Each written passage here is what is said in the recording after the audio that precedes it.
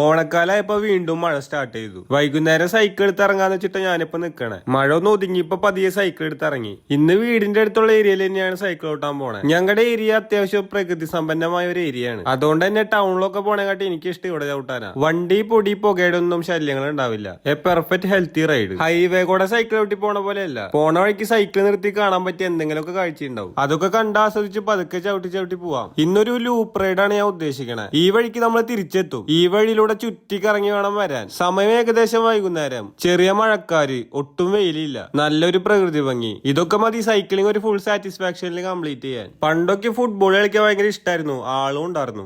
പിന്നെ ഗ്രൗണ്ടിലൊന്നും ആരും ഇല്ലാണ്ടായി. ടർഫൊക്കെ വന്ന സമയത്ത് പിന്നെയും കുറച്ചു പേര് വരുമായിരുന്നു. അതിന്റെ പുതുമ തീർന്നപ്പോ അതും അവസാനിച്ചു. ആ സമയത്താണ് ഹെർക്കുലീസിൽ പണ്ട് ചുറ്റിയടിച്ച് കാര്യങ്ങളൊക്കെ ആലോചിച്ചത്. അപ്പൊ കുറച്ച് പൈസ കിട്ടിയപ്പോ സൈക്കിൾ അങ്ങോട്ട് മേടിച്ചു. ഫുട്ബോളൊക്കെ കളിക്കണേ കുറച്ച് ആൾക്കാർ വേണം. ഇതാവുമ്പോ ഒറ്റയ്ക്ക് എങ്ങോട്ടും പോവാലോ. സൈക്ലിംഗ് നല്ലൊരു എക്സസൈസ് ആണ്. എല്ലാ ദിവസവും കുറെ ദൂരം ചവിട്ടണമെന്നൊന്നുമില്ല. കുറച്ചു ദൂരം ചവിട്ടിയാലും നല്ല എഫക്ട് കിട്ടും. എന്തായാലും ഇന്നത്തെ ലൂപ്പ് കംപ്ലീറ്റ് ആവാറായി. വഴി മനസ്സിലായ? നേരത്തെ ഈ വഴിയാണ് നമ്മൾ പോയത്. സെയിം വഴി തന്നെ അങ്ങോട്ടും ഇങ്ങോട്ടും പോവാണെങ്കിൽ ബോറടിക്കും. ആ സാഹചര്യത്തിൽ ഇങ്ങനെ ലൂപ്പ് അടിക്കാണ് നല്ലത്. ഈ നേരം വരെ മഴ നമ്മളെ ചതിച്ചില്ല കേട്ടാ. പറഞ്ഞ പോലെ ഓണം എടുക്കാറായി. ഓണക്കോടി എടുക്കാനൊക്കെ ഒന്ന് ഇറങ്ങണം. എല്ലാ കടയിലും വമ്പൻ ഓഫറുകളാണ്. ഓണക്കോടിയുടെ ഒപ്പം 2 കോടി കിട്ടുമോ നോക്കണം. അപ്പൊ ഇനി എന്തായാലും അടുത്ത വീഡിയോയിൽ വീണ്ടും കാണാം.